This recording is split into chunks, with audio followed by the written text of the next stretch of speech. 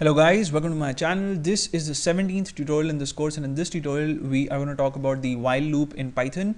So the while loop is used to execute a statement or a bunch of statements one or more times on the basis of a condition, right? So what we're going to do in this tutorial is check out very simple application of the while loop. So we're going to display numbers from 1 to 10 on screen, and we're going to display a message along with the number on 10 different lines, right? So let's just see how we're going to do that. So the first thing that you need to do if you're interested in using the while loop is you need to have a control variable. So I'm going to have a variable in my program that I'm going to call var or var, and I'll give it the value 1, right? Because we want to start printing numbers 1 onwards.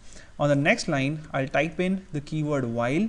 That's WHILE, and within parentheses I'll have a condition for my loop. So I want this loop to execute till the variable var reaches the value 10, right?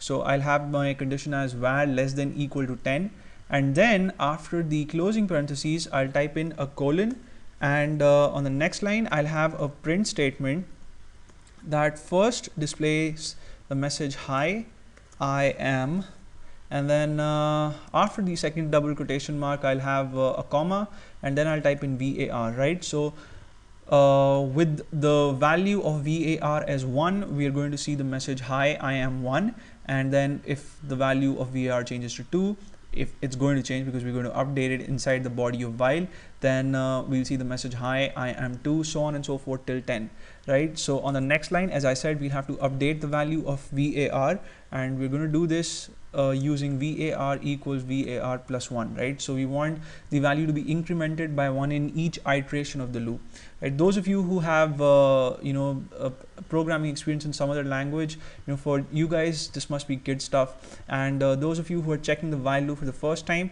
this is really simple. It's just that these two statements are going to get executed over and over again till the time this condition evaluates to true, right? So it's as long as this condition evaluates to true, these statements are going to get executed, right? And then we are going to get outside the while block, and we're going to simply do that using the backspace key and getting on the same level as while.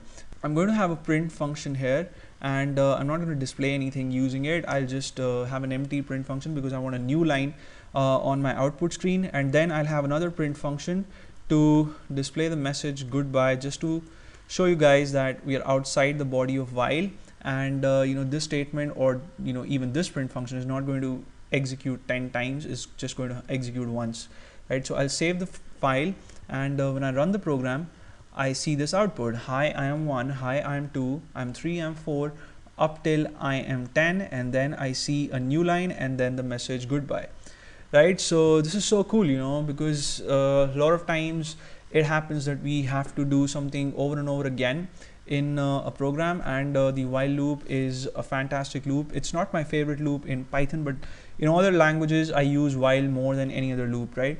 So another thing that we're going to check out is what happens if you exclude the statement that updates your control variable in a while loops, right? So in that case we run into an infinite loop, and let me just remove the statement, save the file, and execute the program and show you guys what an infinite loop is. So when I run it, I see the message I am 1, and I see it over and over again, and the program is just executing, like it's not stopping, and that is because the value of the control variable is not getting updated. So we're never going to get outside the body of while.